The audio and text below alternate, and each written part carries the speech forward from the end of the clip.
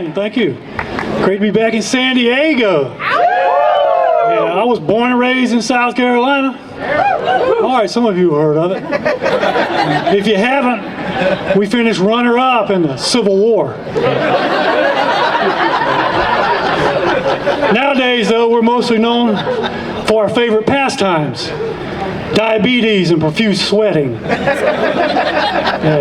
Just spending all day long in Grandma's front porch swing, freebasing pecan pie, and methodically peeling our scrotum from the inner thigh like a melted fruit roll-up.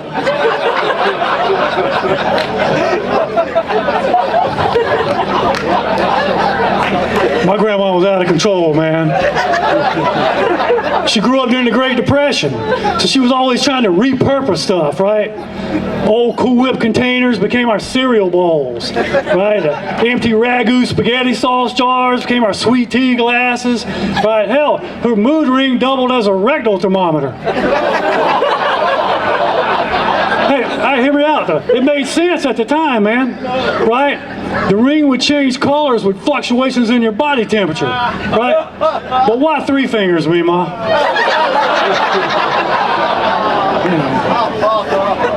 Hey, but my grandma was my biggest supporter, right? When I was younger, she was always telling me, "Robert, you look just like Tom Hanks in the movie Philadelphia."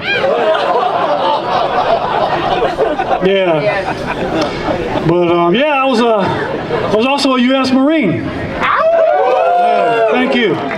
All right, full disclosure, I never said I was good at it. Okay. But you know, a lot of people say the Marine Corps is a cult. Right? Maybe, I don't know, but I tell you this: they couldn't brainwash me. No. The Southern Baptists beat them to it. I'm not saying the Marine Corps wasn't challenging, not at all. What I'm saying is, I have flashbacks from Vacation Bible School. Man, but my family was devout Southern Baptists, right? In case you don't know what that means, that's in the deep, deep South, right? That's basically where your grandmother owns the limited edition porcelain collectible plate of the Lord's Supper. Right? No, you know what I'm talking about, the one with Jesus and the 12 original members of Leonard Skinner?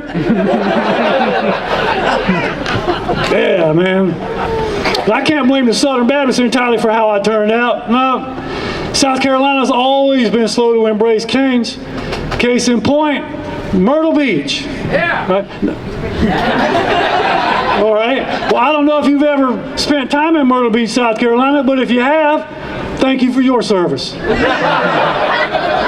Yeah, believe it or not, it is still a crime in Myrtle Beach, South Carolina to wear a thong in public. Fact. According to the police officer who tased and escorted me out of Golden Corral.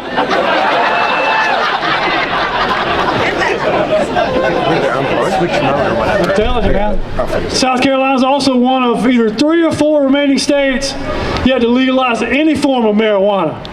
Right? I thought about moving back to California.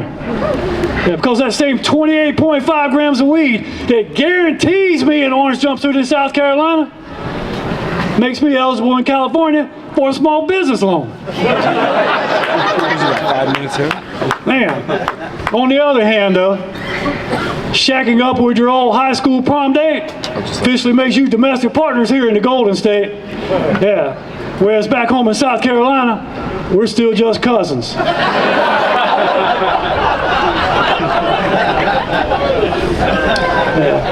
Duck Foot, I'm currently celebrating 29 years since I last consumed alcohol.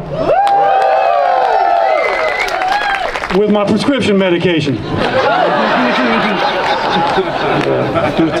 I'm just kidding. I never had a prescription. It's tough staying sober, man, especially doing comedy on the road. Right? Just last month in New Orleans, Louisiana, this guy comes up to me after the show. He says, "Robert, loved your set, man. God damn, it was good." He said, "Can I buy you a White Claw hard seltzer?" I said, "What?" He said, "Can I buy you a White Claw hard seltzer?" I said, White Claw hard seltzer. I said, man, I gave up alcohol. Not my damn dignity.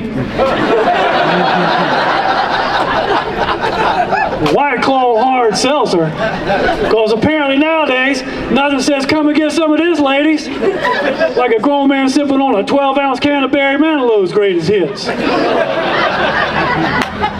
White Claw hard seltzer. Sure, maybe afterwards we can head over to Whole Foods parking lot and do some donuts in the Mini Cooper. Oh, White Claw hard seltzer. I'm not a big fan of the non-alcoholic stuff either, right? Personally, those non-alcoholic beers, they remind me of blow-up sex dolls. Yeah, they never taste like the real thing.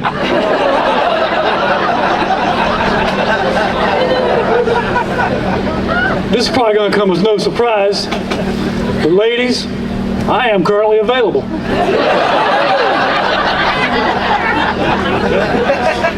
Hey, dating's tough these days, man. Dating's tough these days. In addition to being single, I'm also a widower. Well, she's dead to me.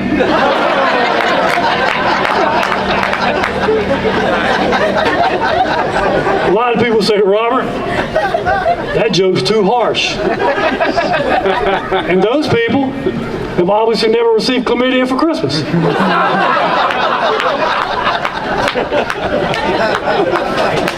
People, honestly, I can forgive someone for cheating during the holidays, but damn it, I draw the line at regifting.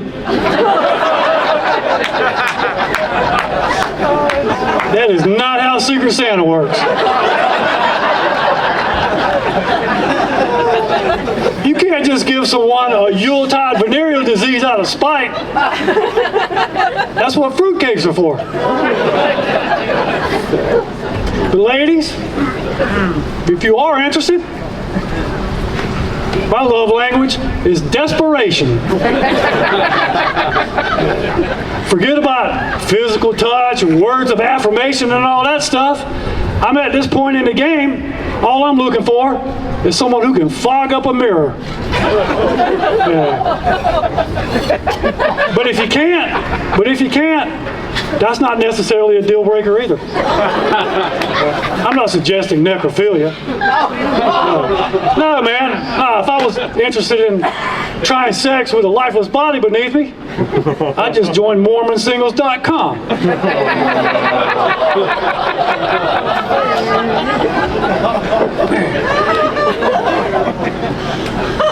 Speaking of cadavers, right, I'm pretty sure I have low testosterone. I got all the classic symptoms: chronic fatigue, hair loss, spending Super Bowl Sunday shopping for strawberry bliss potpourri at Bed Bath & Beyond in my yoga pants. Yeah. Now, I don't know exactly what my testosterone levels are, but if I had to take a guess, I'd say there's somewhere between joining Oprah's book club and getting my first sports bra. My doctor said, hey, man, how about some Viagra? I said, Viagra's not for me, man. I think taking Viagra would be like installing a laminate floor in your kitchen, right? In the beginning, it looks and feels like the real thing. But once people spend a little bit of time on it, they know it's not natural wood. Besides, I'd be afraid to use Viagra, right? They say if you take Viagra and experience an erection that lasts longer than 4 hours, you should seek medical attention, right? I have an obsessive personality, right? I know if I took Viagra and experienced an erection that lasts longer than 4 hours, I wouldn't need to seek medical attention, but somebody would.